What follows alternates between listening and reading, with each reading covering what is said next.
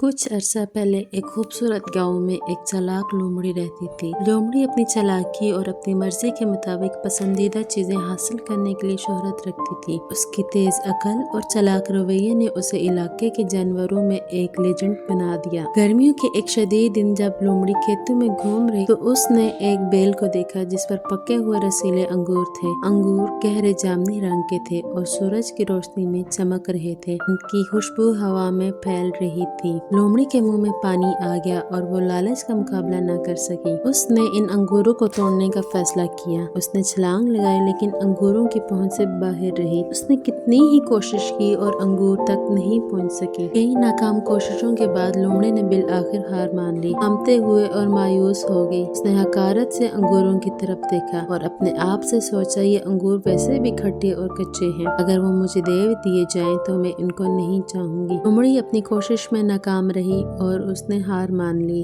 और मायूस हो गई। उसने नफरत से अंगूरों की तरफ देखा और अपने आप से सोचा, ये अंगूर वैसे भी खट्टे और कच्चे हैं। अगर वो मुझे दे दिए जाएं तो मैं इनको नहीं चाहूंगी। एक हकारत अमेज खराश के साथ लोमड़ी अंगूरों से मुंह मोड़कर अपने रास्ते पर चल गई, ये सोचते हुए कि उसको अंगूरों की कोई जरूरत नहीं। चलते चलते उसने खुद से कहा, इन खट्टे अंगूरों से क्यों परेशान हूँ जब जंगल में और भी बहुत सारे लजीज फल हैं। लोमड़ी की इस हरकत पर किसी ने कोई तवज्जो न दी। पास ही दरख्त पर बैठे एक अक्लमंद बूढ़े उल्लू ने ये सारा मंजर देखा। उल्लू जानता था कि लोमड़ी ड्रामा कर रही है और वो मदद नहीं कर सकता था, लेकिन लोमड़ी की चालाक हरकत की तारीफ कर सकता था। उल्लू ने चमकती हुई आंखों के साथ लोमड़ी को देखा और पुकारा, प्यारी लोमड़ी, जो तुम्हारे पास नहीं है इसे हकीर समझना आसान है। लोमड़ी अपनी पटरियों में रुक गई। उल्लू की बातों से बच गई। वो अंगूरों के देखने के लिए पीछे मुड़ समझ करके उसने अपने गरूर और मायूसी से उसे सच्चाई से अंधा कर दिया। अंगूर पके हुए और लजीज थे, लेकिन इसने बहाना किया था कि वो चेहरों को बचाने के लिए नापसंदीदा है। लोमड़ी उल्लू की बात सुनकर रुक गई और उल्लू से ये कहा कि अंगूर पके हुए और खुश जायका नहीं है। उल्लू की अकल डूब गई और लोमड़ी को पशमानी का एहसास हुआ। उसने अपनी अना और बातिल को अपने से बेहतर होने दिया। एक आह भरते हुए इसने अपने रास्ते पर चलते हुए तजर्बे से आ रही है। इस कहानी का सबक ये है कि जब आपके पास कुछ ना हो तब इसे न चाहने का बहाना करना आसान है। गरूर हमें इन चीजों के लिए बहाने बनाने पर मजबूर कर सकता है जो हम चाहते हैं लेकिन हासिल नहीं कर सकते। आखिर में ये बेहतर है कि हम अपने साथ ईमानदार रहें और अपनी हकीकी ख्वाहिशात को तस्लीम करें, बजाय इसके कि हमें परवाह नहीं।